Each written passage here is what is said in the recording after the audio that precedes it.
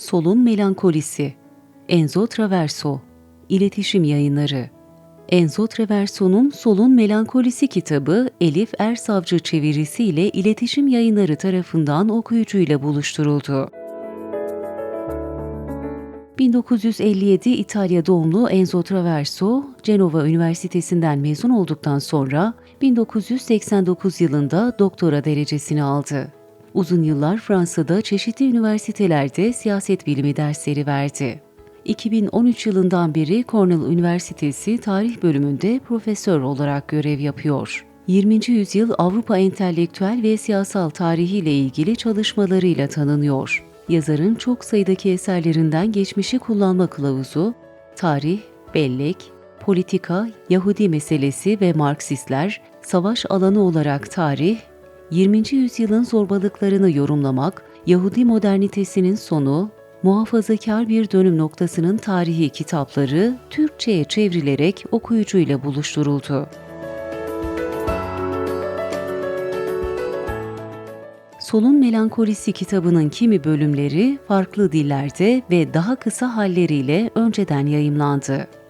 Yazar giriş bölümünde geliştirilen fikirlerin ilk kez 2011'de Cornell Üniversitesi'nde düzenlenen Mellon Seminerinde, sonra 2014'te Atina'daki Nikos Poulantzas Enstitüsü'nde sunulup tartışıldığını belirtiyor ve kitap için şöyle diyor: "Elinizdeki bu kitap 2014 sonbaharında Cornell Üniversitesi'nde verdiğim Sol Melankoli adlı lisansüstü dersin bir ürünü.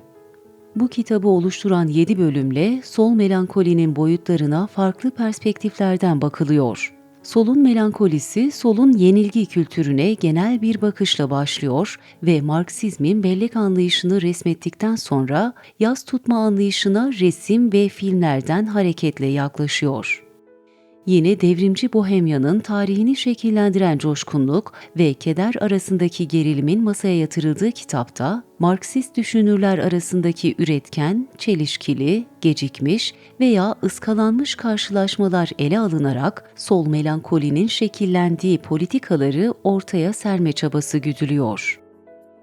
Yazar kitabı yazma amacını şu sözlerle açıklıyor: "Bu kitap geçtiğimiz yüzyılın sol kültürünün melankolik boyutunu incelemek amacıyla yazıldı. Sol siyaset biliminin alışılageldik bakış açısı uyarınca, topolojik terimlerle ifade edilen bir soldan çok, ontolojik terimlerle ifade edilen bir sol, gündemlerinin merkezine eşitlik ilkesini koyarak dünyayı değiştirme mücadelesi veren her türlü hareket dahil bu tanıma.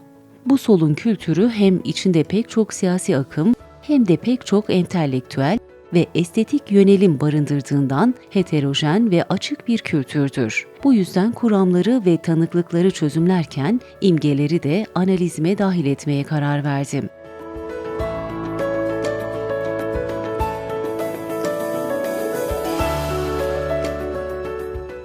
Yazar, geçmişle gelecek arasındaki gerilimin bir tür sakatlanmış, negatif diyalektik hal aldığını, böyle bir bağlamda gizli bir Marksist geleneğe ait, tarihi mağlubun hatırlanışı gibi gören melankolik bir tarih anlayışını yeniden keşfediyor ve solun melankolisi de bu sakatlanmayı ütopyadan belleğe, bu geçişi çözümleme çabasında diyor. Solun melankolisi, aralarında bir hiyerarşi kurmaksızın sol kültürü biçimlendirme ve ifade etme noktasında ikisine de eşit önem atfederek kavramlardan imgelere, imgelerden kavramlara geçiyor. Pek çok klasik Marksist eserin resim, fotoğraf ve filmlerle ortak paydalarını gösterip kavramlarla imgeleri birbirine bağlamayı, karşılıklı etkileşimlerini kavramayı hedefliyor.